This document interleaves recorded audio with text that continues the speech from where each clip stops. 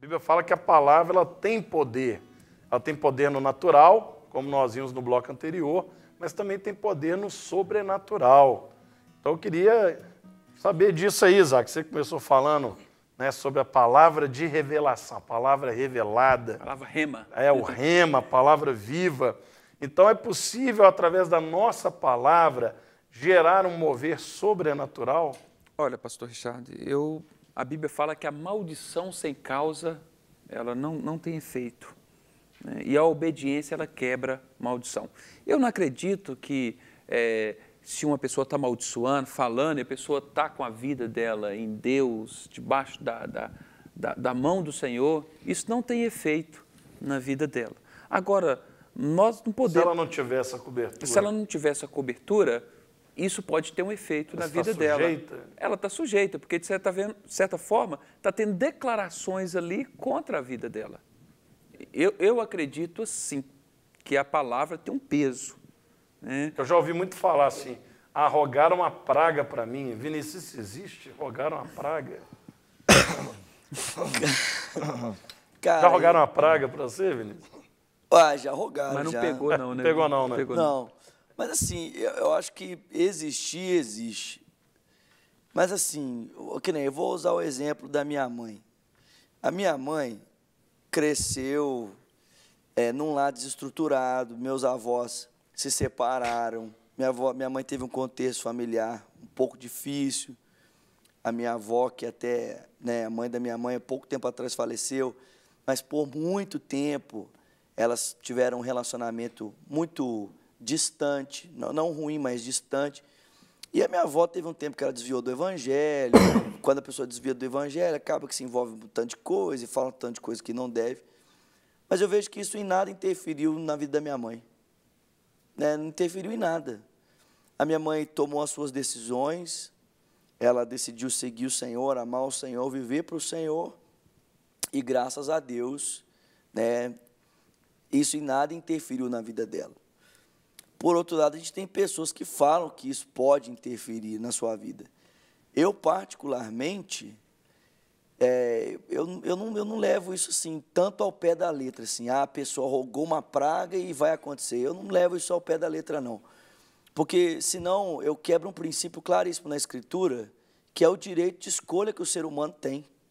Então, pense o seguinte, eu libero uma palavra na pessoa e essa palavra é tão poderosa que ela é capaz de influenciar diretamente no direito de escolha da pessoa, ao ponto de a pessoa caminhar em direção à morte. Então, eu acho muito complicado, né? Então, eu acho que uma palavra proferida no sentido tanto benigno como no sentido de prejudicar uma pessoa, ela pode, né, machucar, ela pode, né, trazer situações desconfortáveis, mas não a esse ponto. Assim, aconteceu isso comigo porque aquela pessoa rogou essa praga sobre a minha vida. Aí eu acho um pouco extremo demais, assim, a minha leitura sobre isso. Bom, agora a gente não pode achar o seguinte, eu creio que o cristão é protegido. Nós somos protegidos. O sangue de Jesus nos cobre, nos protege. Nós somos separados realmente. No momento em que nós aceitamos Jesus, o Espírito Santo vem morar na nossa vida, a história muda. Mas eu creio que o ser humano comum, que não tem essa proteção de Deus, ele está, sim, vulnerável a muitas palavras que influenciam a vida dele. Não fosse isso, o voodoo não funcionava, como funciona, a gente sabe que funciona, o diabo usa muito essas coisas, e muita coisa lá é liberada em forma de palavra, o centro de macumba não funcionava, porque não ia dar certo, porque é tudo liberado em forma de palavra, sobre a vida das pessoas. E eles fazem o trabalho, mas libera a palavra, roga a praga, faz ação e tudo mais. São coisas verdadeiras e que só são quebradas pelo poder da palavra de Deus. Agora, eu entendo esse lado, um lado físico, normal, que é aquilo da pessoa escuta, e o lado psicológico dela influencia, tudo mais. Existe esse lado. Existe o lado também dessas ações demoníacas que vêm sobre a vida da pessoa, e isso vem em forma de maldição. Porque no mesmo momento em que a gente acredita que nós colocamos a mão sobre uma pessoa e estamos abençoando ela com palavras, outros estão amaldiçoando com palavras. Existe bênção existe maldição. Mas As duas coisas são penso, existentes. eu penso que não necessariamente uma pessoa se torna alvo de uma ação das trevas simplesmente por causa de uma palavra. Ela é alvo de uma ação das trevas simplesmente por não pertencer a Cristo.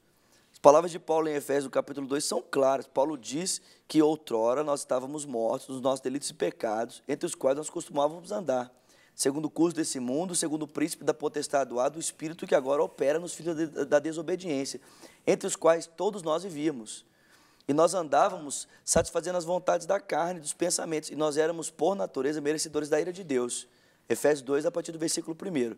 Então, você percebe que uma pessoa, ela não necessita de uma palavra, ou de uma ação, ou de um trabalho, para que ela esteja volútil, né?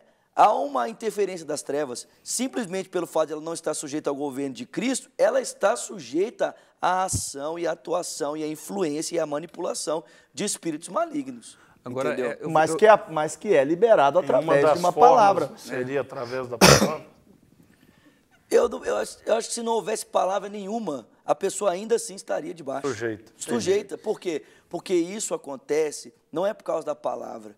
Isso acontece Por causa da ausência do Espírito Santo por causa na vida da pessoa. exatamente. Por quê? Porque ou nós estamos debaixo do senhorio do Senhor, ou nós estamos debaixo do domínio e da manipulação de Satanás. É claro, a Escritura, isso Ele é claro. expressa isso através da palavra. Um exemplo prático aqui, tem um tio meu que falava para um dos meus primos, olha, esse menino, quando ele crescer, ou ele vai ser polícia, ou ele vai ser ladrão, ou ele vai ser bandido. Ele falava isso com o menino, e a gente vendo aquilo ali. Depois o menino cresceu, Fez a escolha. o menino fez a escolha. Hoje ele é um pastor. Está Graças entendendo? Aleluia! Nossa, Eu tava suando aqui para nossa, saber o cara, fim da história. Eu já estava assim, meu Deus, Mas eu sabia, Qual será? eu sabia que ia criar em você esse sentimento. Eu sabia, entendeu? Mas então, olha para você ver. Então, a maldição sem causa, ela não... Então, tem uma escolha da pessoa. Agora, é verdade, quando você pega uma criança, ela tem do ambiente familiar, fala, menino, você não vai dar em nada, esse menino dá... Ele vai ficar assim com a autoestima baixa. Ele não vai ter aquela mesma ousadia para encarar os desafios da vida. Então, nesse sentido, essa palavra tem efeito. Agora, porque se não existisse... Se não houve também uma intervenção de Deus ali, aquela maldição... Agora, posso falar? Mas é maledicência. O que é a maledicência? É falar mal. Então, mas por que Deus fala que a gente não deve falar mal, não deve amaldiçoar Isso e gera não sei o quê? morte, né? Gera morte. Pois é, se não houvesse, Mas olha só, poder mas olha nessa só. palavra, ele nem dizia para a olha gente só, não falar. Mas olha que coisa interessante. Eu não estou dizendo que não há poder, mas eu não posso atribuir a um comportamento destrutivo de uma pessoa a uma palavra simplesmente. Agora, olha que coisa interessante. Em 1 Samuel, no capítulo 1, conta para nós a história de Ana. E a Bíblia fala para nós que Ana estava na porta do templo, na escadaria do templo orando, e o sacerdote ali sentado numa cadeira observando, pensou que ela estivesse embriagada. E a chamou de mulher da vida. Filha de Belial. Chamou de filha de Belial. Mulher indigna. Uma mulher indigna. Né? Talvez nos nossos dias o que o pastor ou o sacerdote diga, oh, sua prostituta, sua vagabunda, levanta daí. A Bíblia vai dizer para nós que Ana levanta o seu olho, ela olha para aquele sacerdote que a julgou e lançou sobre ela uma palavra terrível e diz para ele assim, ó, não, meu Senhor, não me tenha por filha de Belial. Eu sou uma mulher atribulada, angustiada de espírito. Então, olha que coisa interessante. Porque ao invés de Ana reter aquela palavra dura que foi lançada ao seu respeito, o que ela fez? Mas depois também deu uma palavra para ela, né? Ela colocou aquela palavra de lado. Desconsiderou. E foi o desconsiderado da palavra de Ana e o respeito que ela lançou na direção do sacerdote, que fez com que o sacerdote olhasse para ela e disse assim, ô Ana, vai e seja feita. Vai e seja feita conforme a tua oração. Aquela palavra abençoou. Exatamente. Estava gerando algo ali. Então, Mas aí é que vem daquelas palavras que a gente fala, até uma coisa que no início essa teologia foi bem empregada e bem entendida. Quando a gente falava, está amarrado.